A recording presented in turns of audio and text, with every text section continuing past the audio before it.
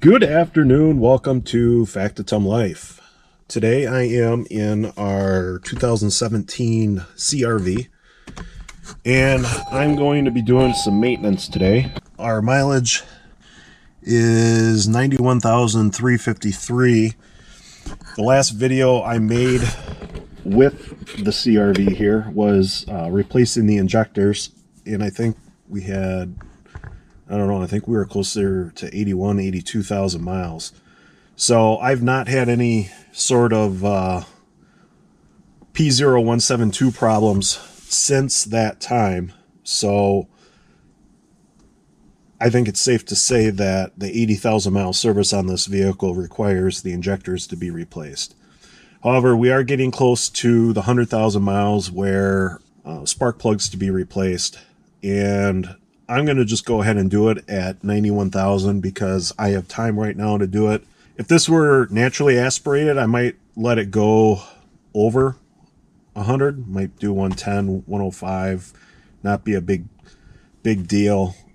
In this vehicle, it's so touchy, so I think we'll just go ahead and get it done early.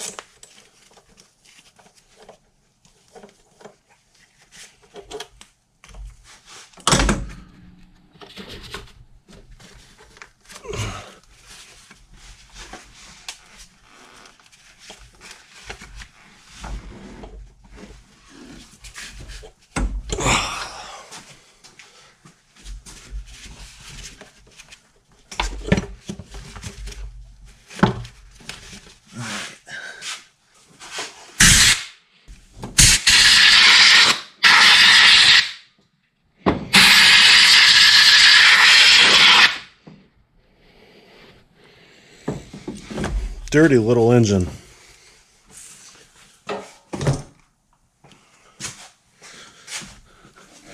All right, so disconnect these. There we go.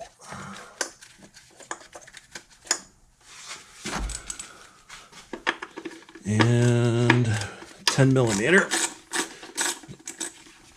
Taking out the coil pack.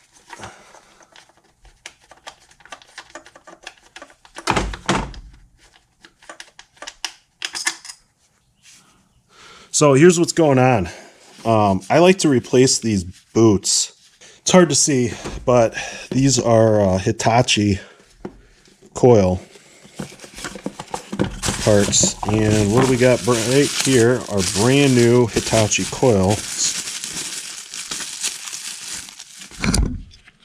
So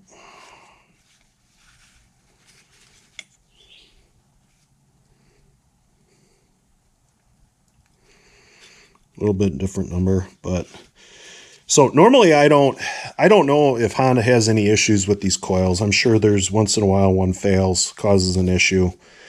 I have historically not replaced my coil on plug, replaced the coils, basically the individual ones.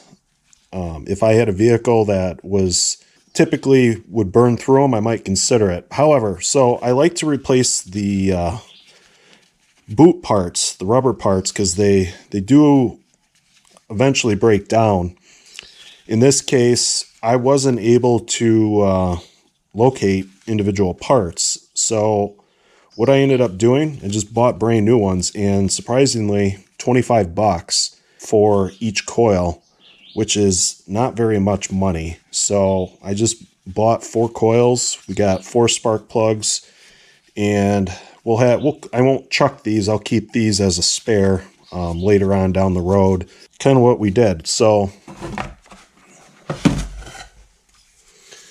go ahead now and take out the spark plug.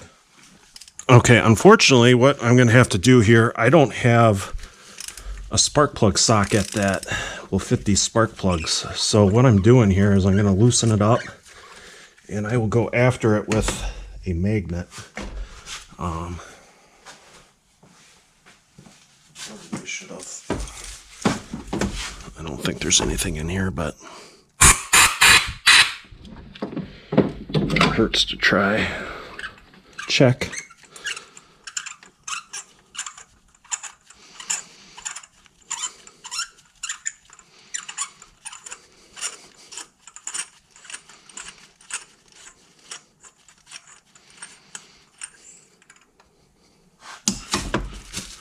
Gonna pop the magnet down.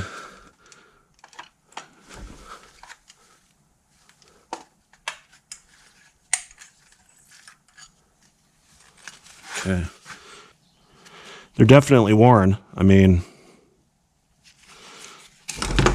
pulling a brand new one here.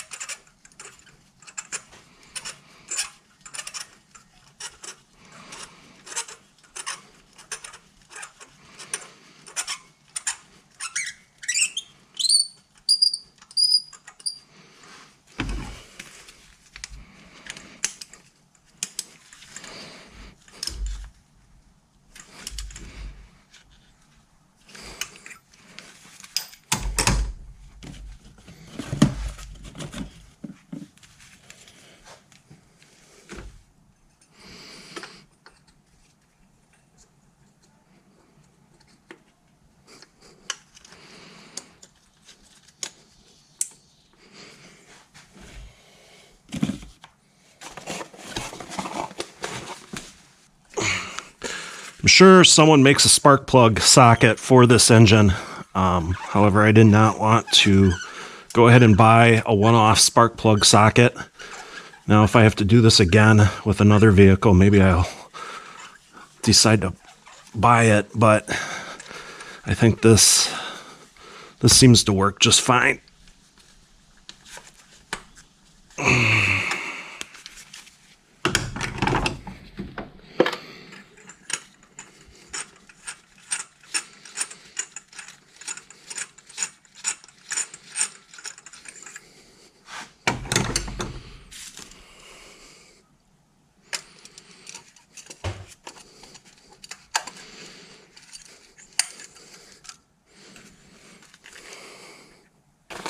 There was one manufacturer that made coil boots.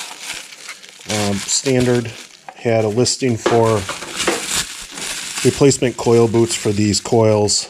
They were, they seem to be about anywhere from $18 to $25 for a set.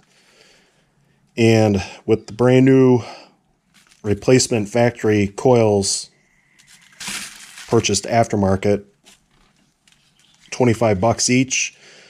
$100, you know, yeah, I spent about $80 more doing it, but thought this was a more efficient use of our money for the longer term. So that's what I did.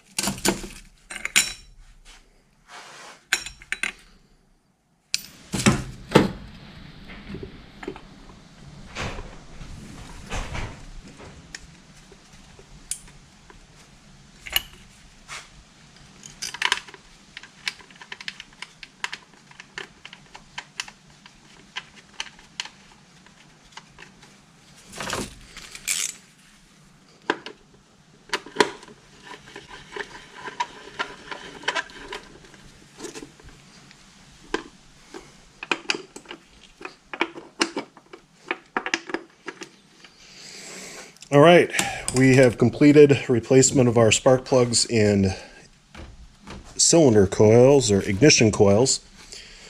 And I'm going to reassemble this and I'll take it on a test drive.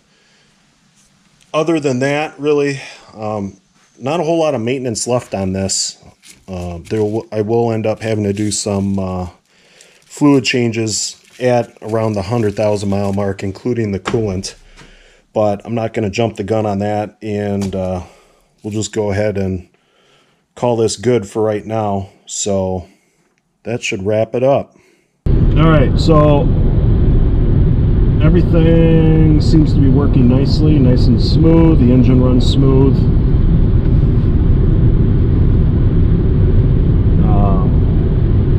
We have roughly, I believe, about 10,000 miles on this set of injectors since I replaced them. And as I never really did a follow-up video or discussion regarding how did everything work. So far, just the fact that the light is off and the oil level isn't climbing as high as it did is a win, in my opinion. So this, our fuel trim data here follows up with that information. As you can see, I don't know if it's coming through on the camera, but our short-term fuel trim is hanging around 0 or going up to 0.8%. There it kind of ran up to almost 2%. Hanging up on more trending towards the positive than the negative. Of course, our long-term fuel trim right now started out at negative 4.7, and that's even pulling back to negative 1.6%. So I would characterize the everything as positive as far as fixing the original problem. The idea that you have to replace the injectors at 81,000 miles, it is a little disappointing. Honda made it a lot less painful than it could have been at $250 or whatever they charged for the injectors. It could have been a lot more expensive. I know other makes and models, they are more expensive. So on that front, it was nice to see that they weren't trying to hit a home run on a set of injectors that are going to be required most likely every 70 to 80,000 miles on this car. You know, it kind of turns into I think it's just an 80,000 mile service. You know, with the rationalizing, you know, my prior Honda that I had was a 2002 Honda Accord, and you know, you would get around 100,000 miles, and the timing belt needed to be replaced. And of course, if you're going through all that work, or you're paying someone to go through that work, you're going to have them replace items that, you know, potentially go out at that mileage or between 100 to 200. So you end up leaving with a bill, you know, $800 to $1,000 back in the day for a timing belt service, because, you know, they're replacing the idler bearings, the roller bearings, the water pump. And so I don't know, this is kind of that way of looking at it, where at 80,000 miles I had to replace the injectors. It seems pretty common. A lot of people seem to be discussing that.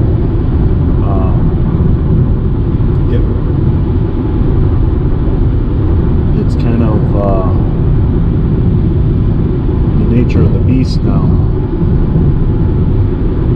Now, the one thing that it did not appear that the intake or the valves were carboned up excessively.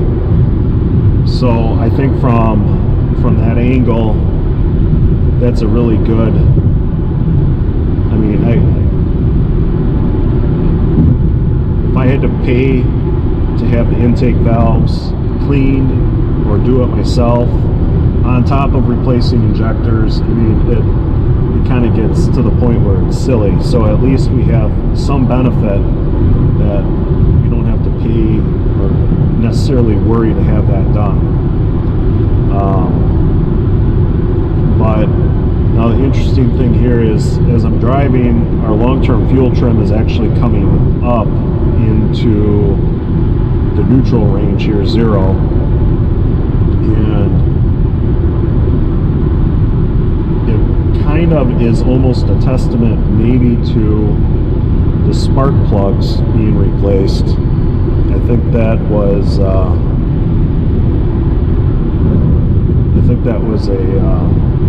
good call.